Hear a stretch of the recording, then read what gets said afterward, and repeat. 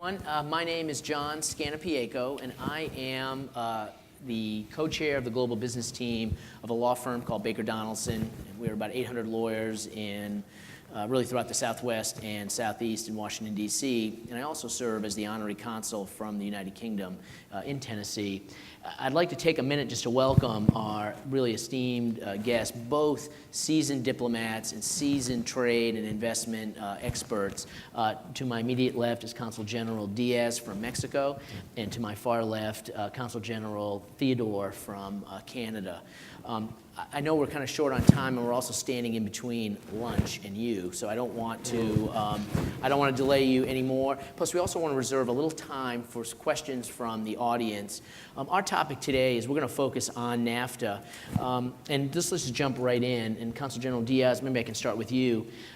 What are the usual, let's start kind of with an overview, like 65,000-foot view of trade agreements. I think there's a lot of misinformation out there as to what really is a trade agreement all about and what it's designed to accomplish. So what are the usual goals of a free trade agreement, and are they strictly economic in nature, or can they seek to harmonize more than just trade regulation? Well, thanks. Of course, yes. I mean, a free trade agreement, of course, just the name itself, of course, talks about trade. And when people think about free trade agreements, most people think about exchange of finished goods between different countries. And I mean, that's a lot of it, but that's not really the whole picture. Because free trade agreement actually involves a lot more. It involves a lot regarding things like services, and involves a lot more things like investment, harmonizing regulations within three countries. It is a lot more. It is much more than just trading with each other goods at cheaper prices or free of tariffs. It's about setting up strategic partnerships towards a manufacturing process to be more competitive in the global world. And that's what we have been doing for 25 years. Well, Consul General Theodore, if I could add on to that a little bit, also when I look at a free trade agreement, the components of it also sometimes involve labor standards and environmental standards. How does a trade agreement really build on those things too? 'Cause again, getting beyond just the dollars and cents of trade going back and forth. Yeah, and so I think what my colleague Javier said about the idea of a trade agreement, and NAFTA in particular, the North American Free Trade Agreement in particular, being really about developing a partnership amongst all three countries, really hits the nail on the head. And by a partnership, what we mean is developing a common understanding among all three countries about what the rules of engagement are going to be for businesses that are moving goods, services back and forth amongst our three countries. And the reason why we do this is because we have seen throughout the years, and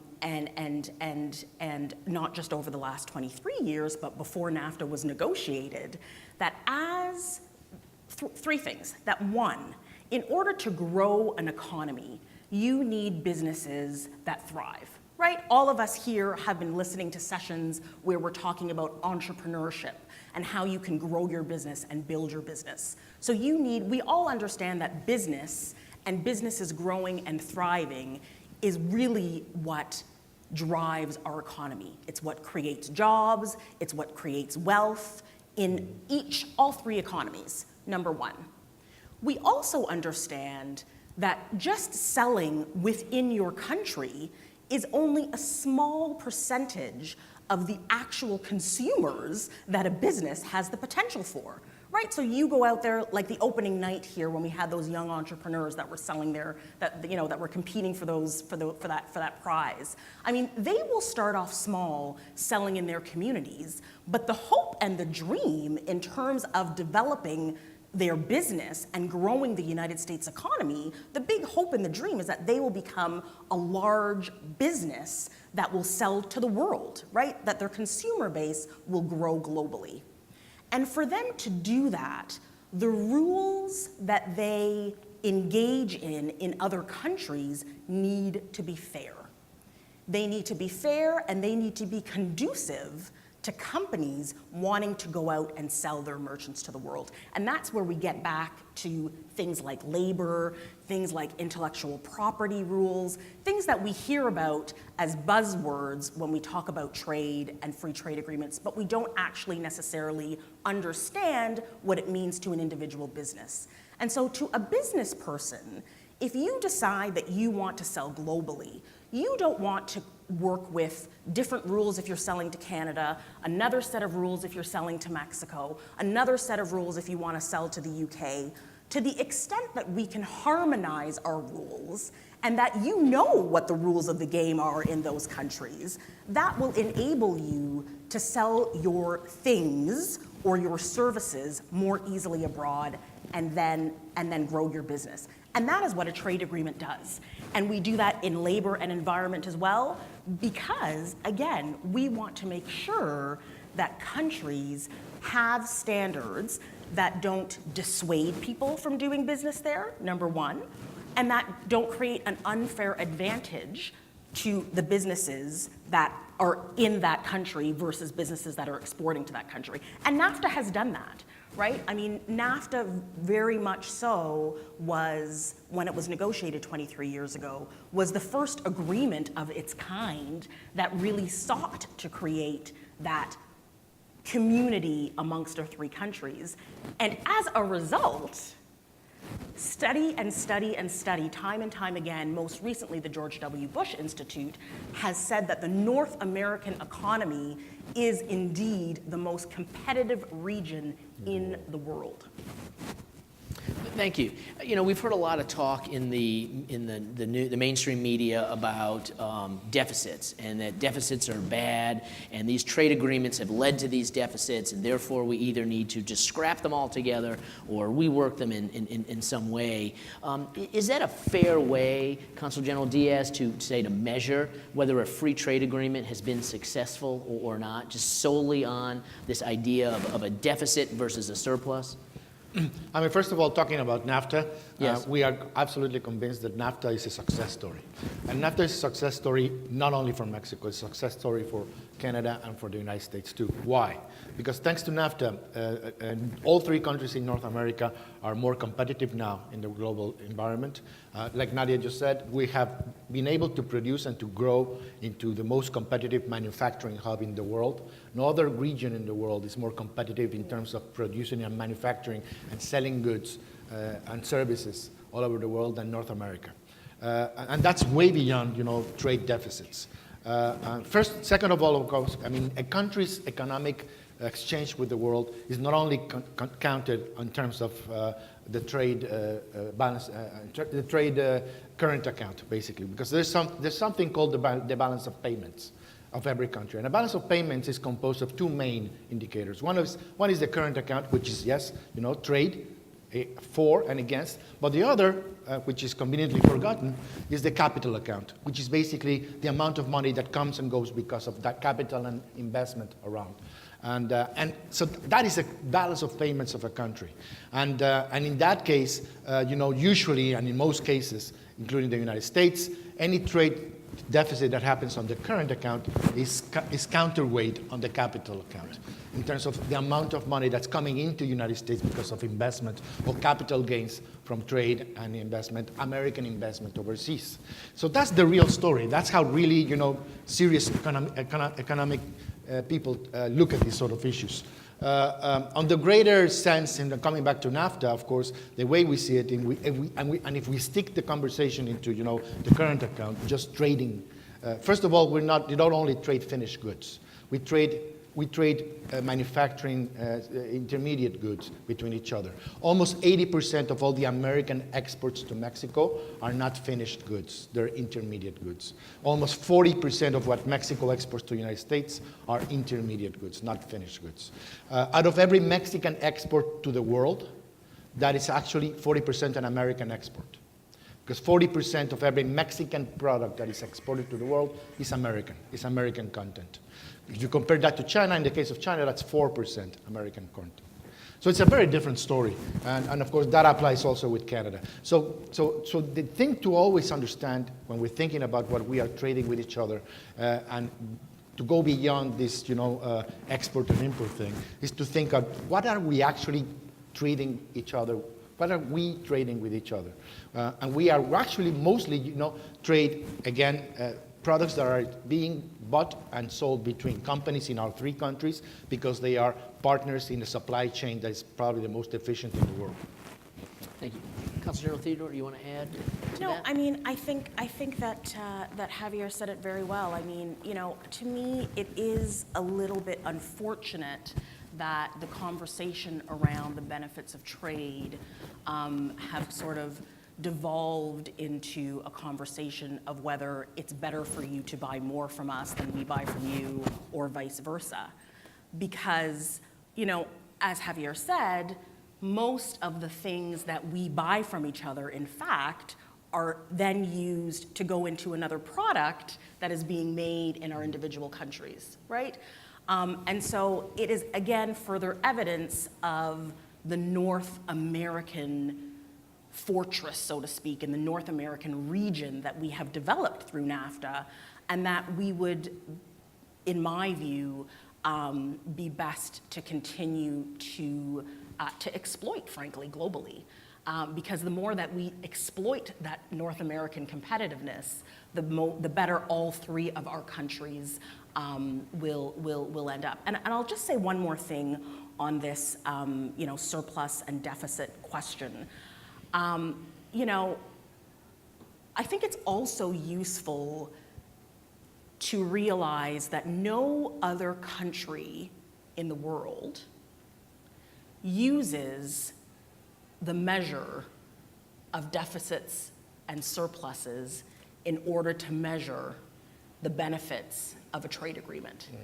And I'm not saying that we shouldn't measure the benefits of a trade agreement, and we'll get to that, right? I mean, yes. I am not saying that we should not have a conversation, a real conversation about what a trade agreement is, what the benefits of a trade agreement are, what the non-benefits of a trade agreement are, because nothing is perfect, right?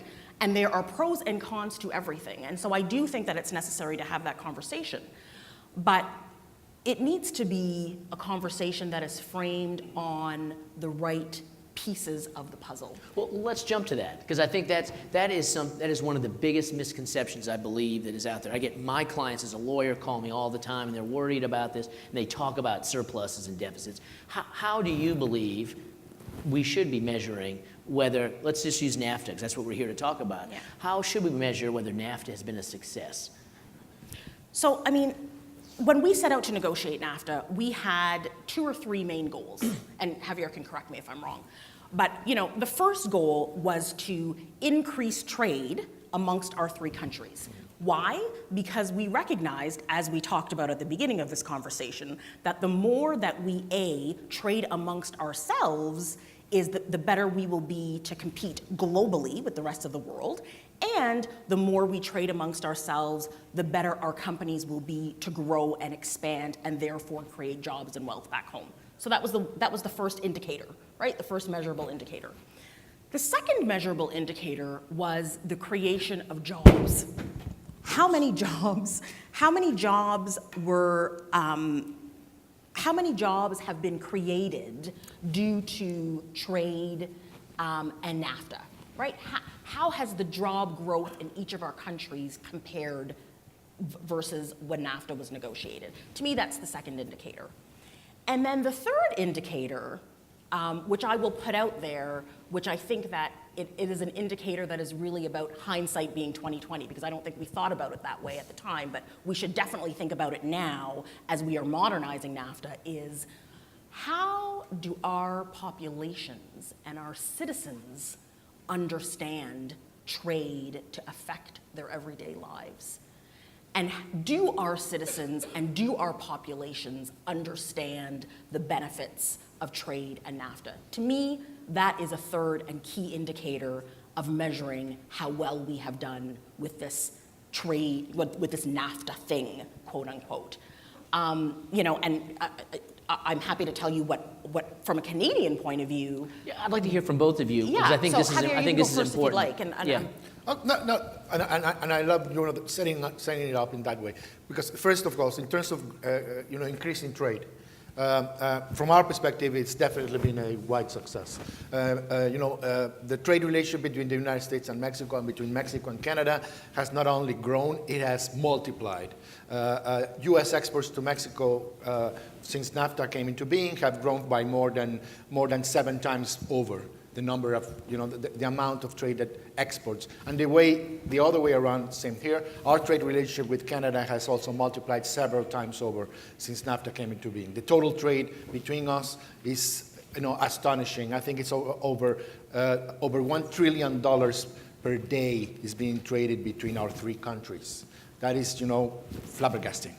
And that was this is a very different situation what was going on 25 years ago when we started doing this. Mexico back then was a very different country, was a very different economy, was a very closed economy, and it's not now. Now Mexico has one of the most open economies in the world. We have over 11 free trade agreements with over 45 countries in the world, and Canada has evolved in a similar way. So, I mean, trade has really multiplied, and it's a definite success. The second element was? So the second element is jobs. Jobs, of course. And that's one of the sometimes where a lot of the conversation comes to. Yeah. Because it's not only the number of jobs that we have developed and we have been able to create because of NAFTA. It's what kind of jobs have we been able to develop because of NAFTA. According to our numbers, for example, just in the United States, over 5 million jobs in the United States are created because of trading with Mexico, of exports to Mexico. In the state of Georgia, over 125,000 jobs in Georgia are here because of Georgia's exports to Mexico. Mexico is the second buyer of goods of Georgia in the world. Canada is number 1. So there is a reason for that. There is a tendency to think that a lot of these jobs and a lot of these companies that have been able to connect into the global economy are limited to the border areas. This is not a border story. Georgia is very much part of that story.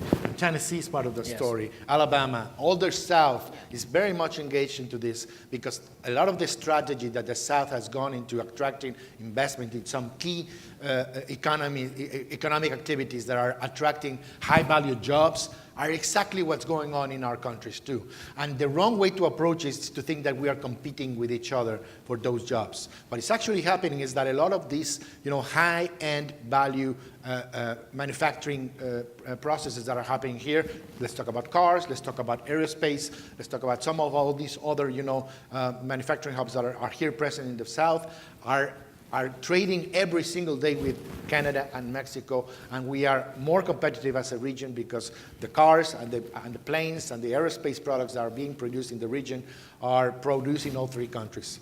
So that's the real story about the jobs and what's going on. We will always find a story about some specific industry that has suffered to adapt to global competition. I'm sure you have some stories, and I'm sure you have some ideas in your minds of something or some job or some plant that suffered because of the opening of the markets. I can tell you hundreds of stories that happened in Mexico too.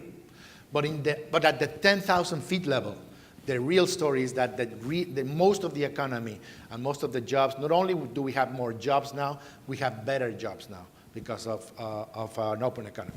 Yeah, and I think it ties in with both of what you're saying, that jobs tied to trade usually have a higher wage than, say, non-trade jobs. And I know that's true, say, in Mexico also, and I think the fact that jobs are able to go to Mexico has also addressed a lot of the immigration issues that our countries face too. Because like I said, I would rather stay at home than have to trek thousands of miles for a job. Well, one of the side issues that are happening in Mexico, and probably not everybody in this room are aware of this, is that Mexican migration is plummeting.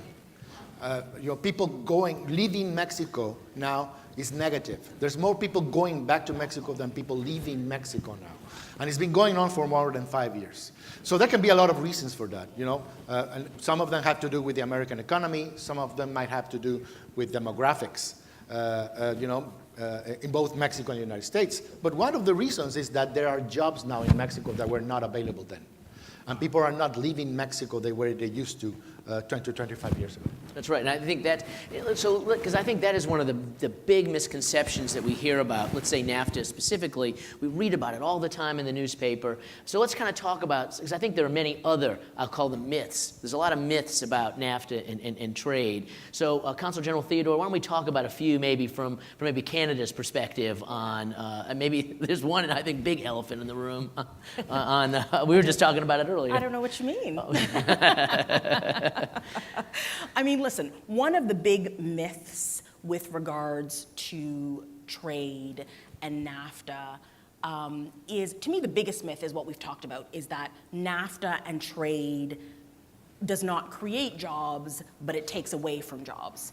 And I think that we've destroyed that myth, right? I think that, I mean, I can tell you that there are 9 million jobs that depend on the North American Free Trade Agreement right here in the United States of America. In Georgia, 340,000 jobs depend on trade with Canada.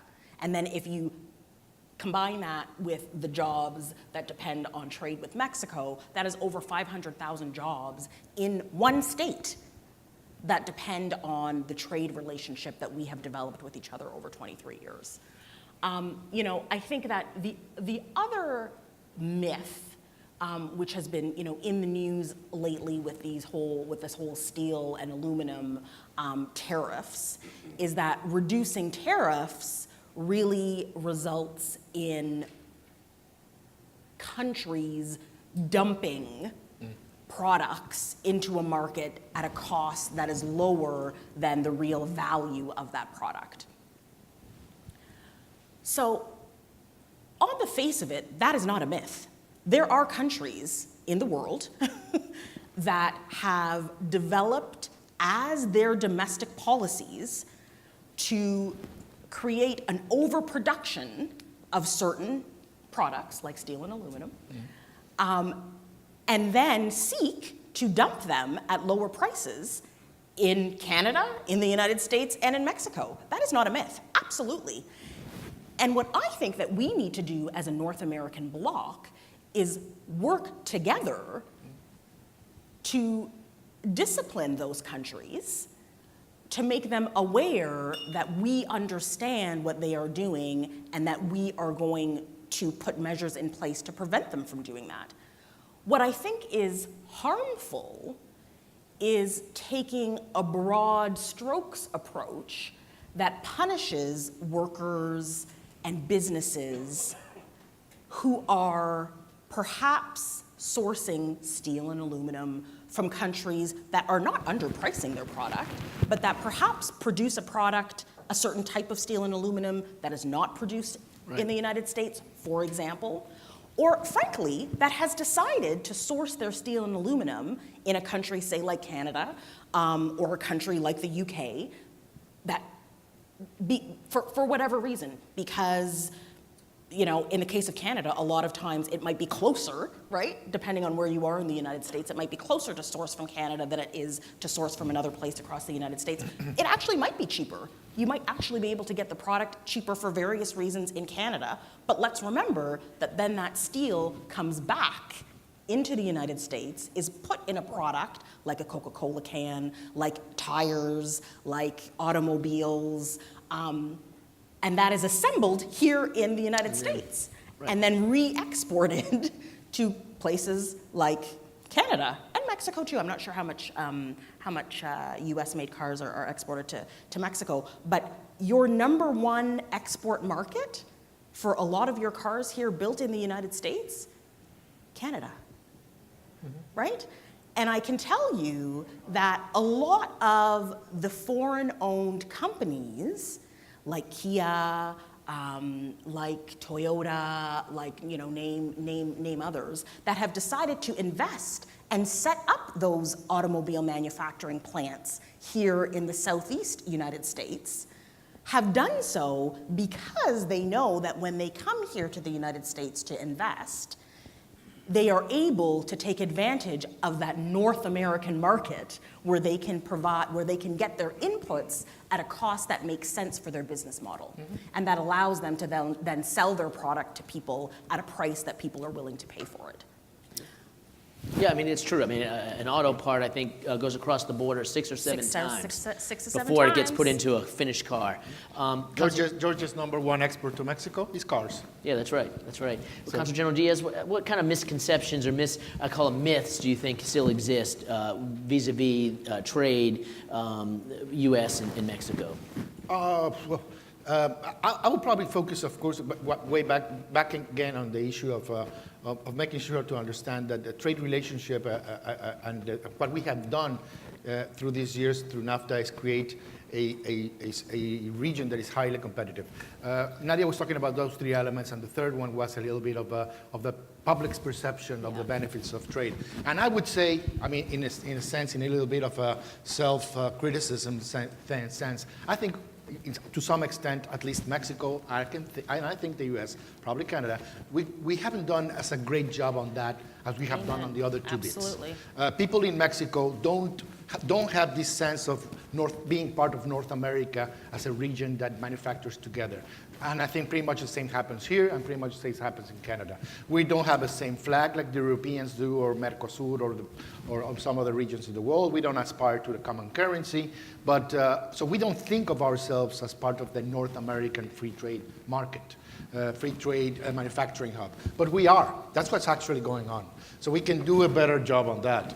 And the second part, of course, is that now that we are, deep into a negotiating process that's gone 7 rounds so far on renegotiating NAFTA. It started in August last year. It's important to understand when you are trying to get a free trade agreement that, first of all, you need a shared assessment between all 3 countries. If we're going to sit down and negotiate this, we need to have an even base of what are we talking about. A shared assessment of what we have, what this means to us. So that's very important, and that's been difficult to get. And one of the other parts which is critical is to understand that a trade negotiation such as this means that the end result of a negotiation like this needs to be a win-win-win. It cannot be a lose-win-lose or win-lose-lose. That's not how it works. Because if there's a lose for somebody, that somebody gets up from the table and leaves. And then we don't have NAFTA. We have something else. So we're going to have NAFTA going on, and we're going to keep this relationship that we think has been highly beneficial to all 3 countries. We need our negotiators to come up from that table and produce a win-win-win. And that's what's actually going on. It's not somebody imposing its will to other 2. Yes, Consul General. John, the other thing that I would say, sort of building on what Javier has said about, what we need to keep in mind as we work towards modernizing NAFTA. And I agree with you, Javier, that we have not really done a good job, all 3 countries. I'll speak for my country, mostly.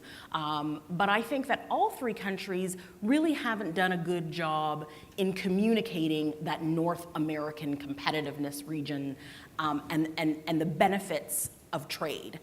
And frankly, also communicating what trade does not do and what individual governments, and I now will only speak for Canada here, what individual local, regional, and federal level governments need to do to prepare their citizenry for the future, for what is globalization, for what is technology change, for what is the jobs of the future. I think that having an honest conversation about trade as we go through this NAFTA modernization will really do us well, so that we are not 25 years from now having this exact same conversation about whether trade is good or bad and whether deficits and surpluses matter. I've been here since mid-September, and I've been speaking to public officials, to governors, to senators, to people, everyday people, and the one thing that I hear, especially from elected officials, is that, when we negotiated NAFTA back 23 years ago, and this is, at home we hear this too, you would have thought that it was the second coming of Christ, right? Like this was gonna solve the world's problems, and this NAFTA thing is gonna come, and it's gonna be great, and we'll never have to worry again, and everybody's gonna have jobs forever and ever, and they're never, they won't have to do anything. This NAFTA thing is gonna save us all, right? That's right. And I think that is that did not serve us well, right? We need to be clear and straight and frank about trade providing the opportunities that will move us into the future with regards to growing business. But then it is up to us, right? It is up to individual governments, I will speak only for Canada, to make sure that our people are educated and trained for the jobs of the future. Mm-hmm. That people understand that it is no document or piece of paper that is going to create a job for them, right? That it is about getting the skills and having, in the case of Canada, the social safety net that allow people to take risks in education and job creation. I think that that is important, and I think that that is a piece that was missing back then, and a piece that we really do need to focus on now, which is why I think that something like Hope Global Forum, which really talks about the intersection of that, is so important. And let's talk about that, because I want to leave a little bit of time for questions. I mean, we could talk about this for 2 days. I mean, we're all kind of trade geeks up here, so this is kind of what gets me going in the morning. But maybe not for most of you, but let's focus on that, because, with this idea, we've talked about trade and deficits and surpluses, and that free trade agreements go way beyond that. What are you doing, to help your country's domestic workforce to address all of these changes that we're seeing? And again, that's my whole thing, is about skill sets and all the rest. Yeah. So what are you guys doing in your respective countries to address that? Because I know, we hear the horror stories in the United States, that industry was wiped out, or that plant closed. And I know there are similar stories in Mexico, and there are similar stories in Canada. You face the same issues. So what are you guys doing maybe to address those issues? Maybe what we can learn from you? I mean, we have pretty much the same as in the United States, some cases of challenges in terms of uneven benefits. And very uneven benefits from the opening of global economy. So there's a very different scenario in the northern part of Mexico from the southern part. The southern part has not been able to connect into the global opportunities of all these free trade agreements that we have all over the world. So there's a definitely need in order to set up and set up a lot of public policies to support and to support small business and to support better education opportunities for people to be in a possibility, like Nadia was saying, to compete and to take advantage of these opportunities. That advantage has been a lot more well used by people in central and northern Mexico, which is highly industrialized, and the southern part of our country is lagging behind. That is not a good thing. And that is the sort of thing that we need to think about in terms of the problem is not trade. The problem is not NAFTA. The problem has to do with our public policies that we have in place in order to support those people and parts in our economy or in our population that have not been able to be placed in an appropriate position to take advantage because of lack of education, because of lack of infrastructure, because of lack of several other things that are connected, and that's for all us at our governments or our local governments to engage with.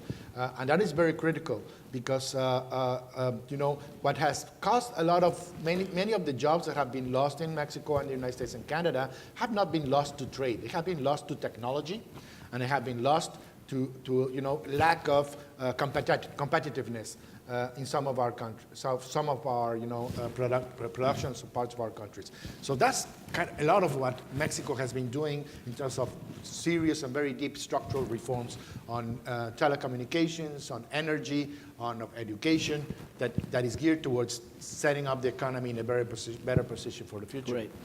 Councilor General Theodore? So, I mean, in Canada, very similar to what it seems that Mexico is doing, we have started with the premise that, well, what we have told ourselves is, let us not lose sight of what has happened over the last 23 years. Okay, so over the last 23 years, I think that everybody in this room can say that regardless of whether there was NAFTA or not, the jobs that were around 23 years ago that might have paid well for that time are not the jobs that are here 23 years later that pay a decent living wage. The internet did not exist. There was no such thing as e-commerce. There was no such thing as artificial intelligence. The growth of the services industry was not there 23 years ago. So we have started with that as our premise. And we have said, let us build the policies domestically that will allow us and our workers and our citizenry to be prepared for whatever jobs will be the jobs of the future, i.e. the jobs 23 years from now, regardless of what trade agreement we might negotiate. Because if history tells us anything, it tells us that the jobs that are, well-paying now are not the jobs that are going to be well-paying in the future, right? The nature of work is going to change. And so we are focused on education. We are focused on skill creation, and by that I mean providing people with skills that are transferable and providing people with education that teaches them the benefit of being able to pivot when needed throughout the economy as jobs change. And that's, obviously focusing not necessarily on four-year degrees and masters in a certain specific issue or a PhD in a certain specific issue, but teaching kids at a very young level, at a very young age, that they need to seek out skills. They need to seek out skill bases that will allow them to find whatever job it is and excel in whatever job it is that exists in 23 years. And then the other thing that we have always done in Canada, but are actually ramping up, if you can believe it, is the social safety net. And so for us, we in Canada are really trying to create an environment where people want to take risks, where people are encouraged and don't feel like if they take a risk on a job or a business or a venture and it doesn't work out, that they are then left destitute. And so our social safety net is something that we pay particular attention to, and providing and putting into place policies that encourage people to get engaged in the workforce. So, we just extended our parental leave benefits so that now you don't get only 12 months of parental leave, you have a possibility of getting up to 18 months between two parents. The reason why we did that is not because we are a socialist country, because we are not.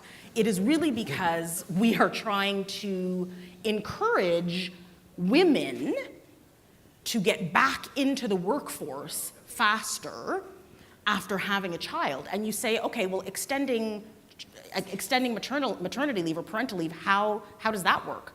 How does that encourage them? Well, it's because it's parental leave. So the husband or the partner can stay home as well if they would like, right? So it provides then an impetus for more people who historically might have been marginalized from the workforce because they had a child, because they were raising a family, to get engaged in the workforce.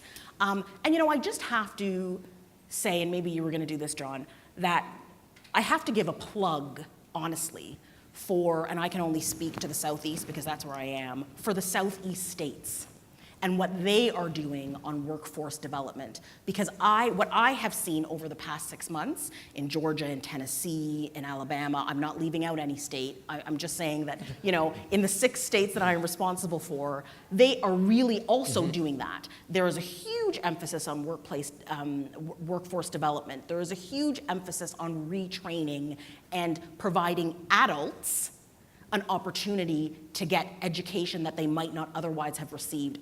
Maybe it's the same in Georgia, but I know in Tennessee now, yes, right? Yes.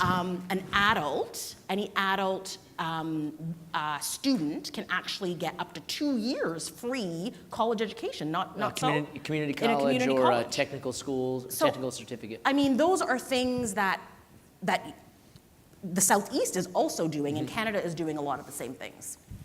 Well, we were right up on it, but but I think we have time for a couple of questions. If you could just kind of stand so we could hear. Yes, ma'am. And I see you. Okay, so I've been doing some reading about NAFTA just for a class I just finished a class where it focused on each president and economic policy, and of course we got to Clinton. Yes. NAFTA, right? Yes. So it listed NAFTA as a failure for the Clinton administration because when he was trying to sell it, so it could pass, he said it's going to affect immigration because we're going to empower Mexico with jobs and they aren't going to want to leave the country, and it's saying that it was not successful, but you're saying something completely different. So I'm just wondering, is it based on just who you ask, if NAFTA was successful or not? You know, you ask my father, who's a Teamster, it wasn't. It took jobs out, you know. It depends on what the book you mentioned was published, you know. But, you know, Mexican migration to the United States has been going down consistently for more than 5 years. And it's actually now negative. It's been negative for more than 4 years straight. And there is absolutely no indicator anywhere that this will change in the near future. I mean, to what extent that is produced only by NAFTA, I mean, that's a thing for a seminar.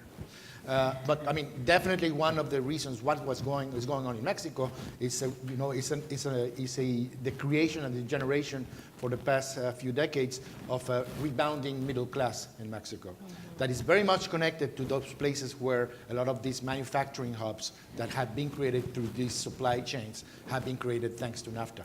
So there's definitely a connection for that.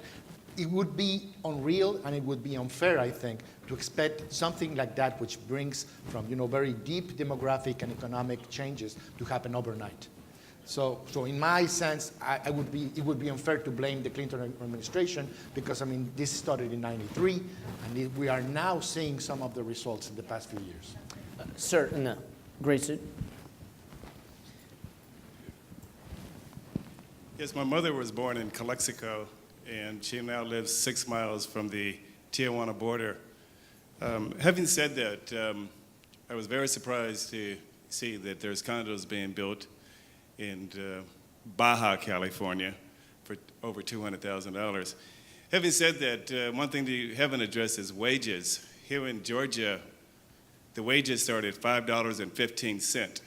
The majority of the workers are African American. With those wages, it negatively affects our local economy and also being the head of the household, which is virtually impossible. So many of our women are single, thanks, and some people think it's because of NAFTA. My question is, and I will say I'm very surprised to see that Mexico was outsourcing to China. My question is, do we need China? And can you explain the Baja California as it relates to both America and Mexico? I can answer, do we need China? Well, that's a lot in a question. I'm happy to answer, do we need China? Okay. Yeah. You know, and speak a little bit about wages. I mean, generally, right? So I'm, you know, I don't know, I am definitely not an expert in wages across the Southeast. But what I can say is that minimum wages for Canada, and I assume the same is it's the same across the United States, but minimum wage and where it is set has nothing to do with a trade agreement and has everything to do with domestic policies. So it is not a trade agreement that sets wages for a state, a city, a province, a country. The trade agreement has nothing to do with it. The 3,000 pages that you will find in NAFTA or any other trade agreement that is negotiated, there is nothing in there that provides disciplines to a country with regards to setting wages. Zero. Do we need China? I say yes, we do need China. We do. We are living in a globalized world. That is the truth. The truth of the matter is that unless you do want to live in a state-controlled business environment, that businesses are free to locate wherever they want to and to source goods from wherever they need to, right? That is, I mean, that is globalization. Same thing with providing services. So what we try to do with NAFTA is create an environment where it is most beneficial to source closest to home in our 3 countries.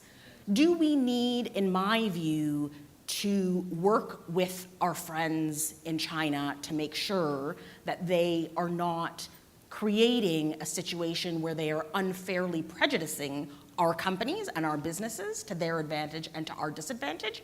Absolutely, 100%. And we can only do that, in my view, through engagement. That is Canada's view. That is my personal view, that engagement with a country is one of the best ways to elicit change with regards to that relationship. And if I may add to that on the wage issue, I think a lot of it has to go back to what you were talking about, Consul General Theodore, about the skill set. I don't know if you heard the keynote, not the keynote, but the CEO of AT&T talking about, looking at the future and the skill set that is needed.